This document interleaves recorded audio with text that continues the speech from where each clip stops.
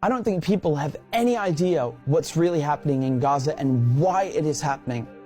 A few weeks ago, right before this war in Gaza ignites, Netanyahu goes to the United Nations General Assembly and he holds up this map and declares his plan for a new Middle East. And people are going, what is this stupid line this guy's drawing with a red marker?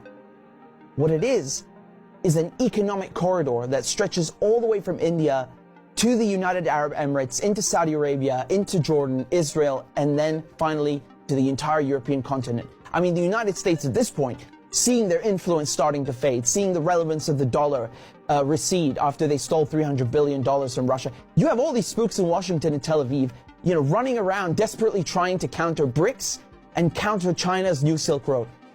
And this is their answer. This is a rival to the new Silk Road.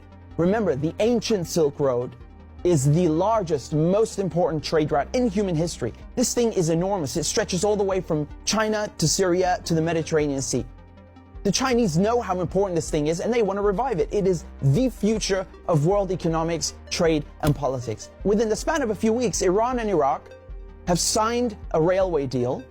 So now you have a rail link for the new Silk Road.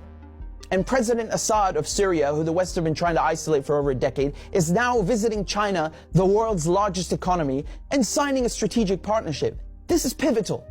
So now the new Silk Road has rail access all the way to the Mediterranean Sea through Syria's port in Latakia. So not just land, but maritime trade. This is crucial. And as enormous and important as all of this is just one aspect. This is just one aspect. You still have the gas. How can we talk about the Middle East without talking about gas and oil?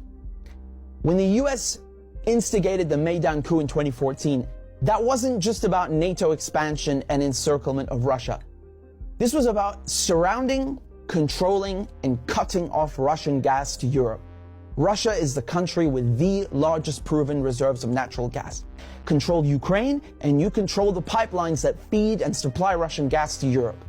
For decades, you've had US politicians, Republican and Democrat, from every administration, openly saying on camera, we don't want Nord Stream. There will be no longer a Nord Stream 2. We will bring an end to it. You want to have pipelines that don't go through Ukraine and Russia. For years, we've tried to get the Europeans to be interested in different pipeline routes. It's time to do that. You want to depend more on the North American energy platform, the tremendous bounty of oil and gas that we're finding in North America. Lo and behold, Nord Stream 1 and 2 are blown up. I mean, this is without question the most egregious, the largest terrorist attack on European infrastructure in modern history. There are only 3 countries on this planet that can pull this off. They are Russia, Britain, and the United States. And let me tell you, it was not Russia. You combine that with the sanction packages from the European Union, banning Russian oil and gas. I mean, talk about shooting yourself in the foot.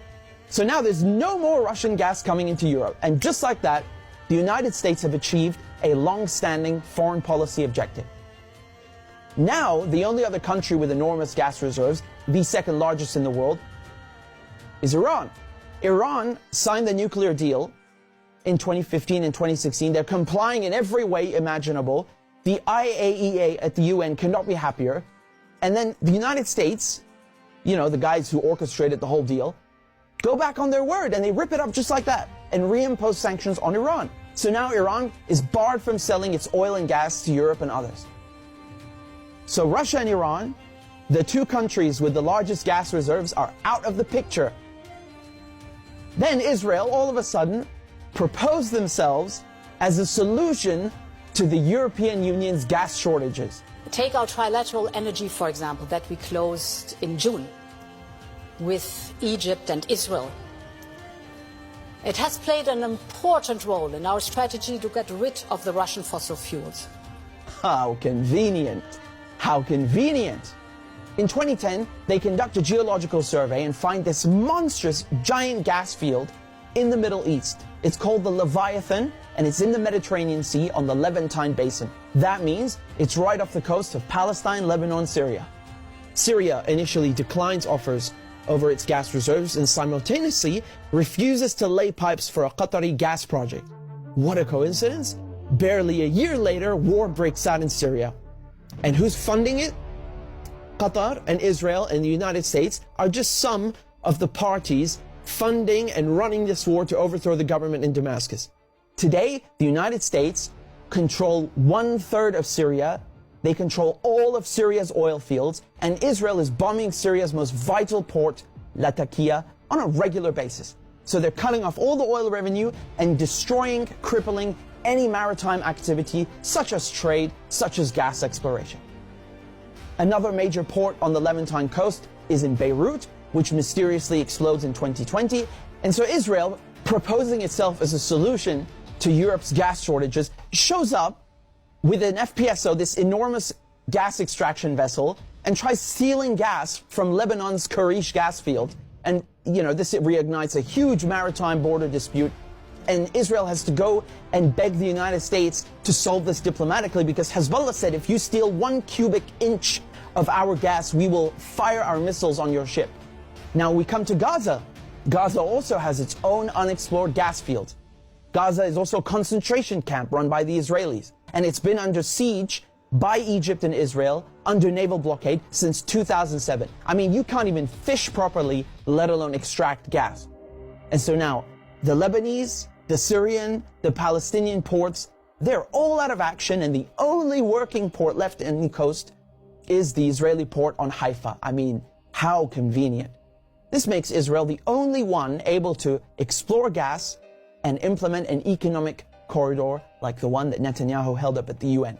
So in other words, Israel and the United States together killed off all the competition, stole their goods, and cornered the market. But as winter is approaching, Israel desperately needs to get that gas for Europe. But there's no stability. There can never be stability in the region without solving the Palestinian question.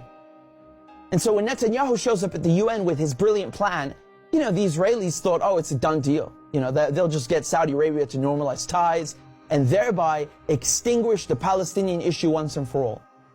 And that is precisely why they are in Gaza slaughtering Palestinians like crazy, like they're in berserker mode.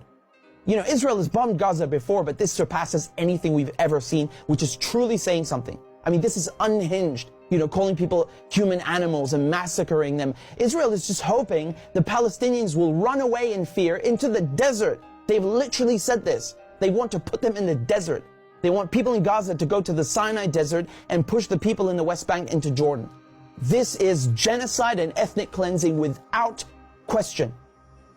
But it also has economic and geopolitical implications. Hamas and the collective resistance, when they found out about Israel's plan and Saudi Arabia's wishes to normalize ties with Israel, which would destroy any hope of a Palestinian state, I mean, this forced their hand. It became clear they needed to act and respond immediately, lest Palestine be lost forever. For Palestinians, this is and always has been a matter of life and death, to be or not to be. Either the resistance axis and the global south expel the American and Israeli colonizers from the Middle East, or Israel and the United States will continue occupying the region, choking off the new Silk Road, plundering Syria's oil, and keeping Russian, Iranian, and Arab gas cut off from the world market. This is a decisive moment, and not just for Palestine, because the victors will end up drawing the new map of the world to come.